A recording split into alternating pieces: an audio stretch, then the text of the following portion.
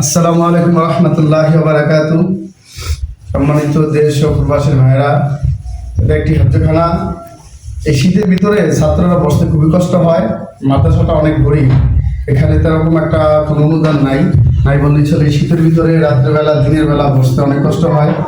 যদি একটা কার্পেট হতো তাহলে অত্যন্ত খুবই উপকার হতো। কারণ যদি কার্পেট না থাকে তাহলে শীতের বেলা বসতে অনেকটা কষ্ট হয়। এটা আপনারা জানেন, বাংলাদেশে এখন প্রচন্ড শীত পড়তেছে। তাই দেশ ও প্রবাসীর ভাইয়েরা যারা আমাদের এই ভিডিওটা দেখেন, অন্তত আমাদের মাদ্রাসার জন্য কার্পেটের যদি ব্যবস্থা করে দিতেন তাহলে আল্লাহর কাছে এটা উত্তম প্রতিদান পেতেন।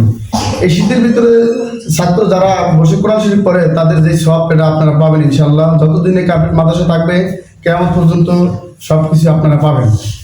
তাই আপনাদের কাছে আমরা একটু দয়া করে যে দেখেন কি অবস্থা, শীতের ভিতরে বসে আছে সবাই একদম কালের ভিতরে, একদম পাকা প্রচন্ড ঠান্ডা, এই অবস্থা তারা বসে আছে। যদি আপনারা একটু ভিডিওটা শেয়ার করে দেন, ঘন ঘন শেয়ার করে দেবেন। দেশ থেকে বা বাইরে থেকে যারা দেখতেছে তারা যেন আমাদের ভিডিওটা দেখে আমাদের মাদ্রাসার জন্য একটা কার্পেটের ব্যবস্থা করে দেয়, দিলে অত্যন্ত উপকার হবে আমাদের।